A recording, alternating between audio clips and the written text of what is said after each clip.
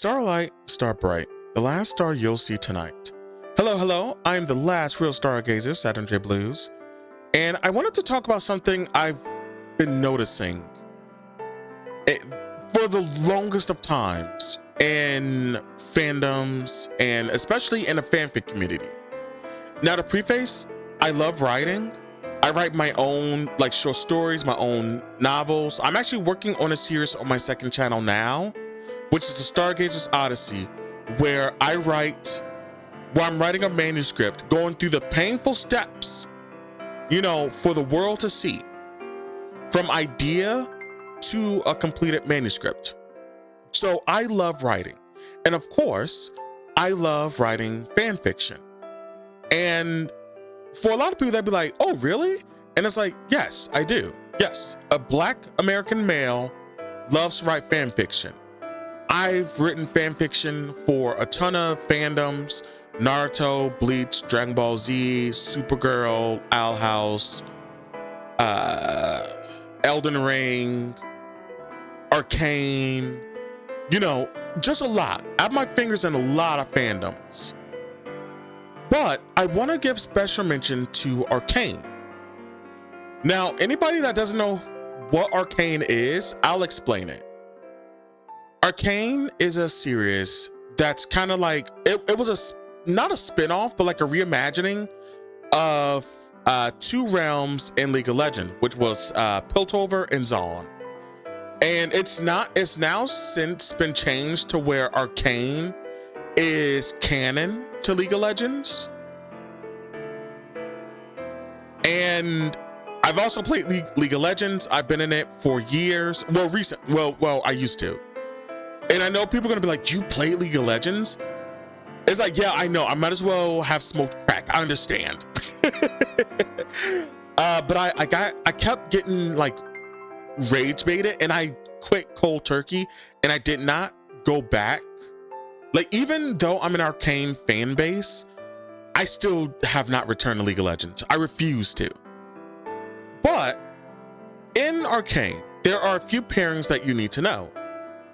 You have Caitlyn and V, or Vi, whichever one. Piltover's finest.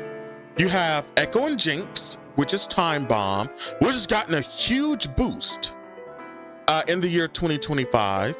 To the point where, outside of season 2, episode 7, they've had a music video dedicated to them, 2 of them, tons of artwork dedicated to them. They're essentially canon to everyone's eyes. And that's crazy as a League of Legends player, because I was there when that was like a crack pairing. But now it's, more canon every day.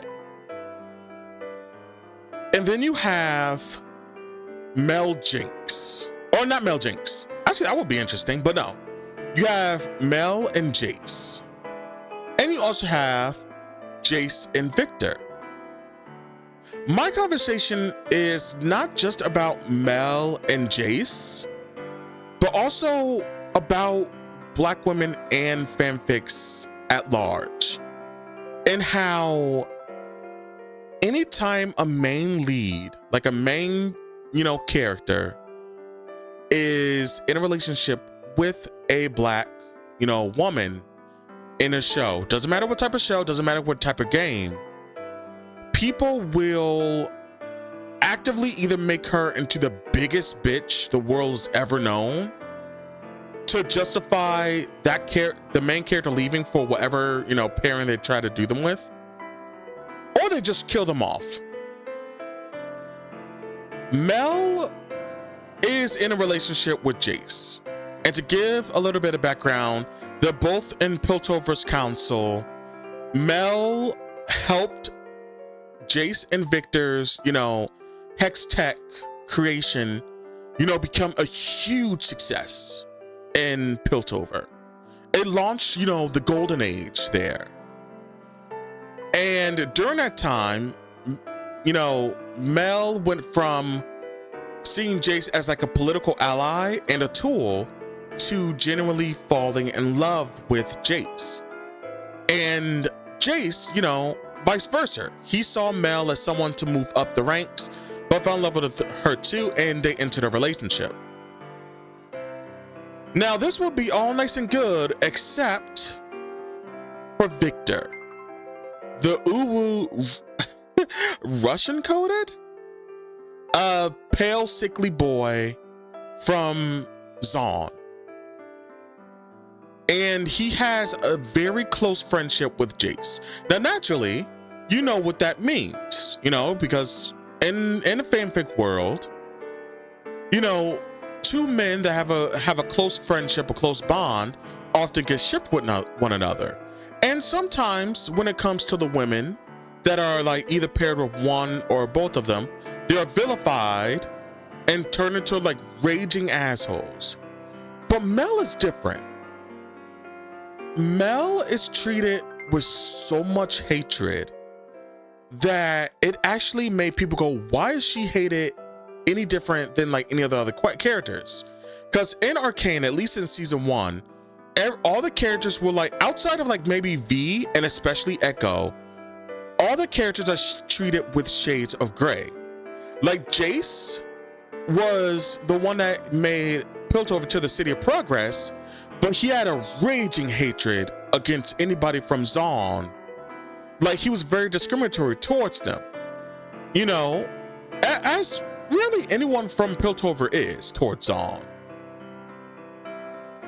And also, you know, Jace killed a kid. You know, Victor, you know, wanted to see, you know, wanted to build, you know, better things to like, not only cure his own sickness, but to better the world at large. However, the very, you know, things that he used in Arcane, like, you know, all of the hex tech was further, you know, injuring and making the people in Zaun sick. And he also got his assistant Sky, who really had a crush on him, you know, had killed her off too. You know, Mel is a politician, so of course there's going to be some grayness there. Caitlyn is a rich, you know, Piltover, and you know, with a mother who's on a council. There you go. And of course, Jinx is a terrorist, but it's like, can you really be that? Because Zaun has been fucking vilified and treated like shit for years. So one person's terrorist, another person's freedom fighter. There's a lot of gray. Literally the only two that are painted in, you know, like actually being good is Vi and Echo. So Mel, you know, she just wants to have the best for Piltover's future. She doesn't really care about Zaun, but she cares about Piltover. And she's like, you know, she'll rise up the ranks until she became like the main faces of the council.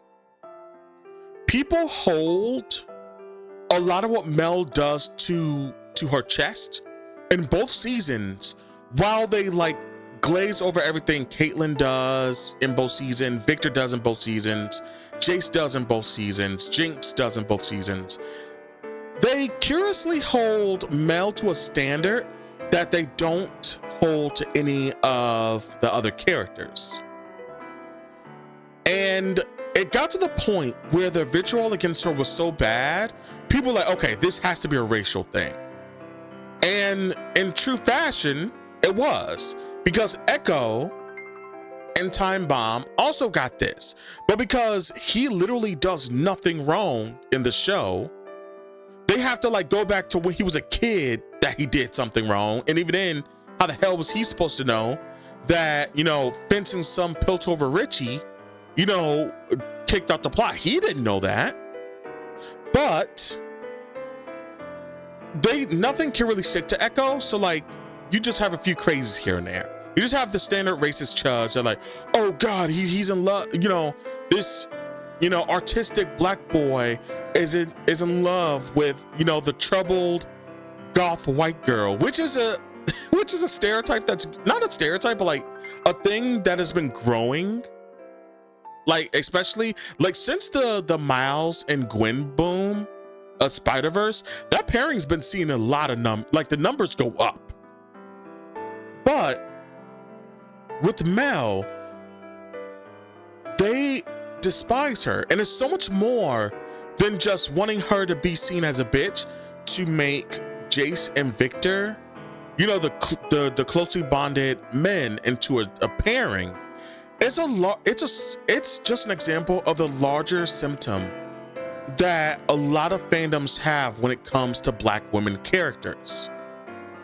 You know, if they're in a relationship with the male lead, you know, like whether it's male or female or whatever, more often than not, they will go out of their way to make that Black love interest a villain to justify that lead to go to whatever pairing they want to do, whether that's another guy, whether that's another girl, or what have you.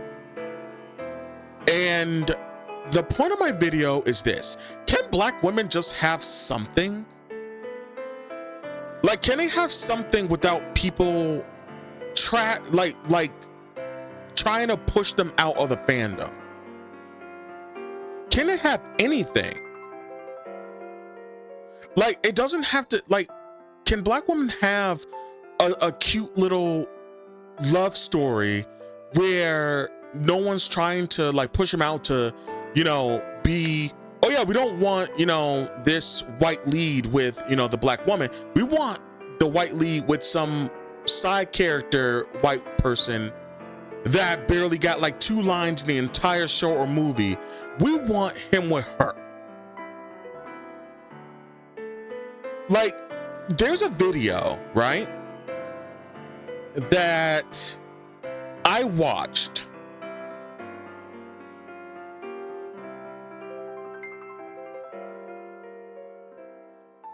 that explains the Disposable Black Girlfriend Trope, and it's by Princess Weeks.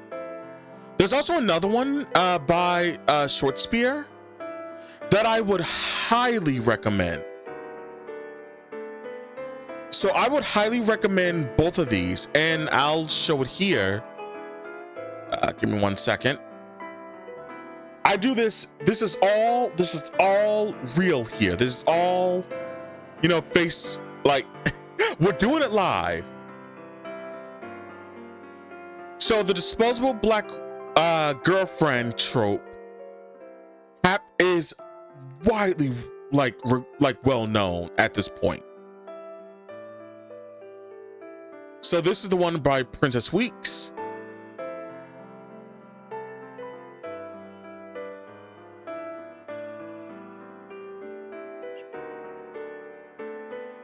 And then this is the one by Short Spear. Again, highly recommend you guys watch them both, because they go into a lot of the issues that I've been having, and they can put it better than I ever could. So by all means, give them a watch. But I am so sick of this trope because you see it so often, and it's insidious. It's insidious that it keeps happening, and there's a lot of basis of that in real life. And like Jonathan Majors is a really big example. Like, he was with a white woman, they got into it, you know, he lost all of his work, and then, you know, battered and bruised, he goes with, you know, Megan King. I think that's the last name. I may be fucking it up, but Megan Good, there we go. And for her to basically nurse him back to health. Black women are so much more than the disposable girlfriend and, you know, the rehab girlfriend.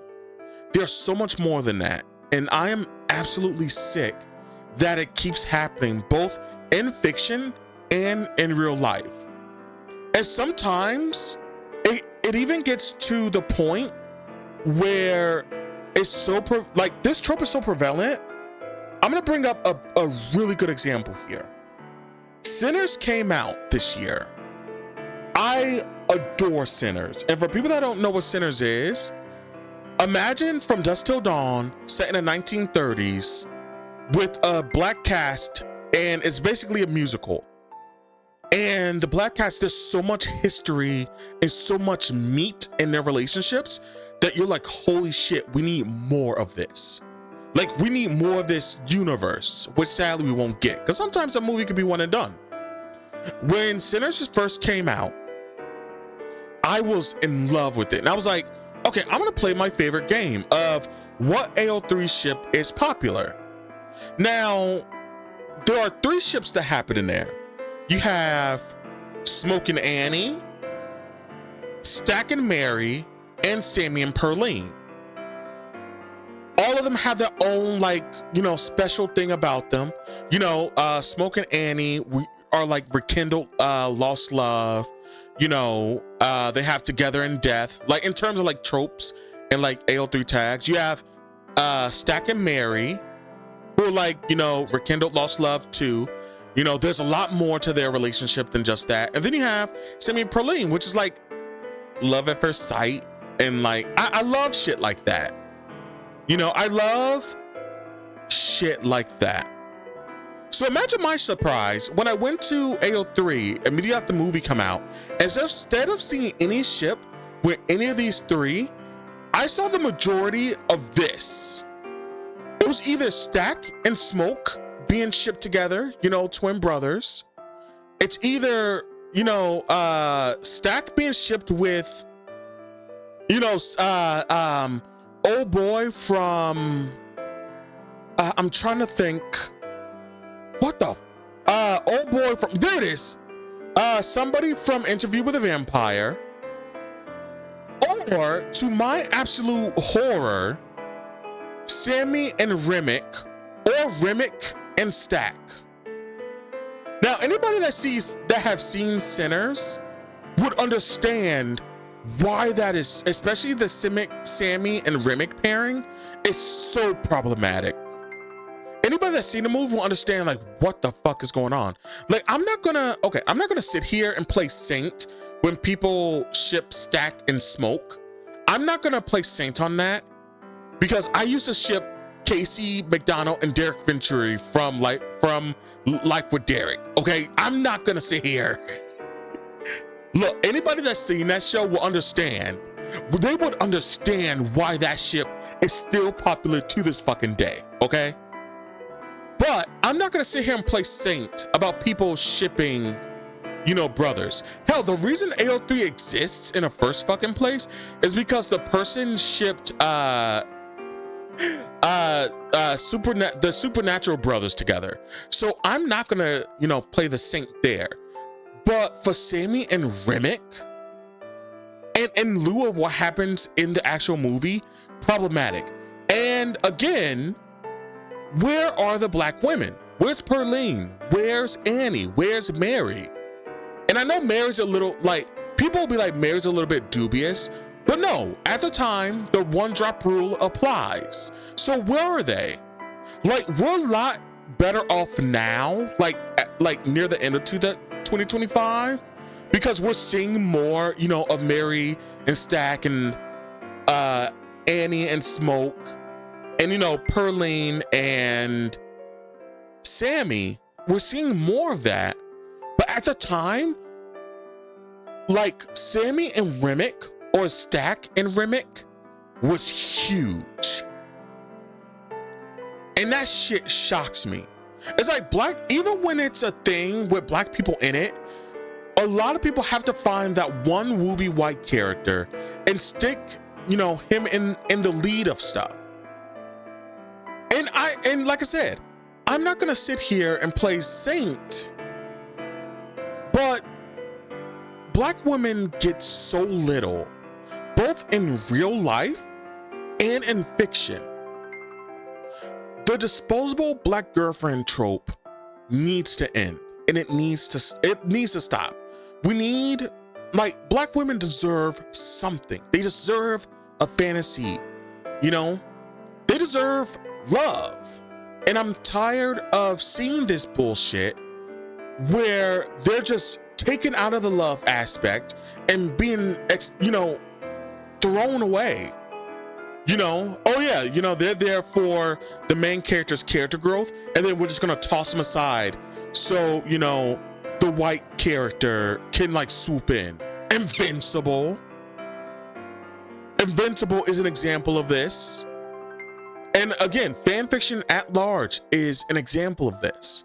And people need to sit down and have that conversation with themselves of, is this really like, is making, you know, Mel from Arcane this horrendous bad guy when honestly, she does no worse than any of the other characters in the entire series, worth it.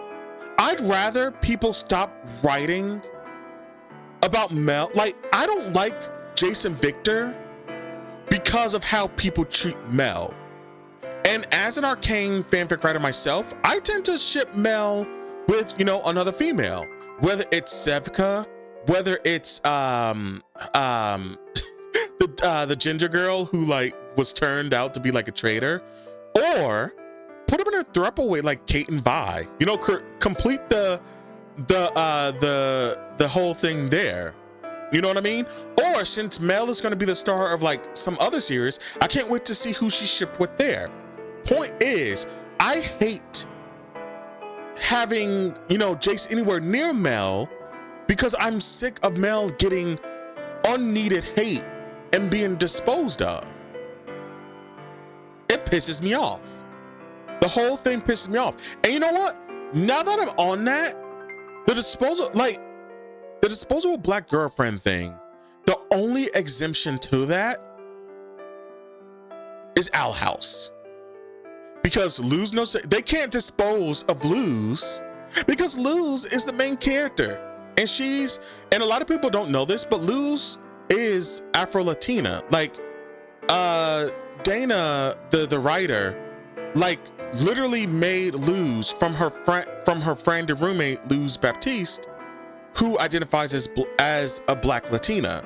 So Luz is, you know, an Afro-Latina, and they can't dispose of her because she's literally the linchpin to the whole story. So she's like one of the sole exemptions of that.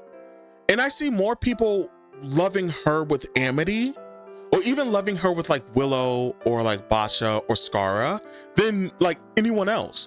But even Luz has this problem in another sense when it comes to Belos, where like, if like, of course they gotta woobify, you know, the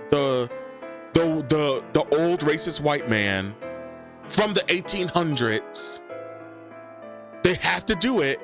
And whenever I see those stories, I'm like instinctively hate it, because when they're like, oh, Belos tries to be a good guy and Luz doesn't trust him and Luz is pinned out to be the bad guy.